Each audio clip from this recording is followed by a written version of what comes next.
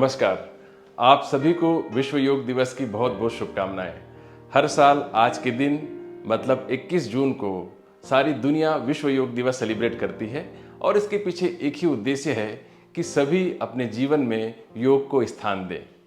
लेकिन ज़्यादातर लोग योग का मतलब केवल आसन और प्राणायाम से लेते हैं। उनके हिसाब से अगर आपने आसन और प्राणायाम कर लिया तो योग हो गया, जबकि योग एक व्यापक शब्द है। वास्तव में योग का अर्थ है मिल जाना, संयुक्त हो जाना। किसके साथ मिल जाना?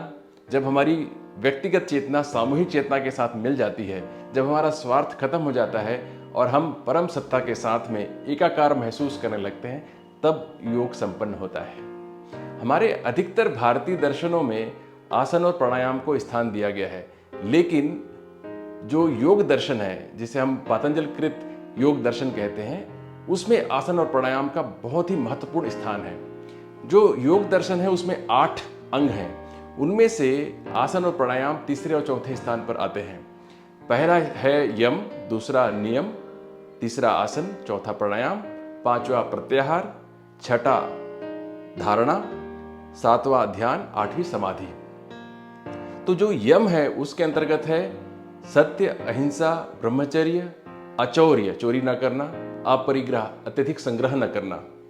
इसके साथ आता है नियम, जिसमें है शौच, ईश्वर प्रणिधान, स्वाध्याय, संतोष और तप। इसका मतलब ये हुआ कि योग की शुरुआत करने के पहले, जब आसन और प्राणायाम में आप पहुंचे, उसके पहले आपके जीवन में यम और नियम भी पहले आना चाहिए। जितना जितना हिस्सों में ये आपके जितने जितने प्रपोर्शन में आपके जीवन में आएंगे, उतना उतना ही आपका योग फलित होता जाएगा और आपकी योग्यता बनती है धारणा, ध्यान और समाधि में प्रवेश करने की। तो सबसे पहले यम आपके जीवन में आए, फिर यम नियम आ जाए साथ ही साथ, फिर आसन और प्राणायाम में आप पारंगत हो जाएं और उसके द्वारा शरीर शुद्धि कर लें। यम नियम से आपकी मानसिक शुद्धि हो जाती है।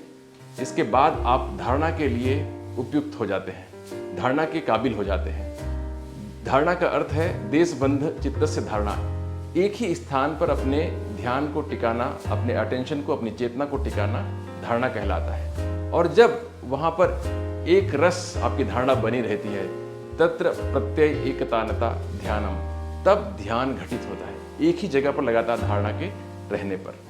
उसके बाद जब ध्यान और लंबे समय तक चलता है तो आपकी चित्त की शून्य जैसी स्थिति हो जाती है, तब उसको समाधि कहते हैं। और जब धारणा, ध्यान और समाधि एक साथ आपके जीवन में घटित होते हैं तो हम उसे कहते हैं संयम। और जब किसी के जीवन में संयम आता है तो उसके भीतर प्रज्ञा का आलोक फैल जाता है, तब वह व्यक्ति आनंद और शांति से परिपूर्ण हो जाता है और उसके जीवन में अज्ञानता नहीं रह जाती।